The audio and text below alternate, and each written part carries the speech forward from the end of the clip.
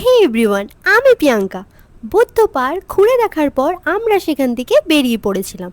ভাগ্যিস আমরা সঠিক সময়ে বেরিয়ে গেছিলাম, নয়তো আমরা খুব খারাপভাবে জ্যামে ফেসে যেতাম, কারণ একটু পরেই সেখান থেকে র্যালি বেরিয়ে। এরপর আমরা পৌঁছে গেছিলাম লাভার্স মিট ভিউ পয়েন্টে।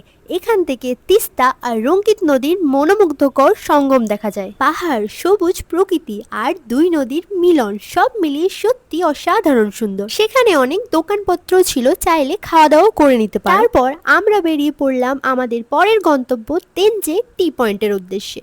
এই জায়গাটা আমার কাছে পুরো ট্রিপের অন্যতম সুন্দর একটি স্পট মনে হয়েছে।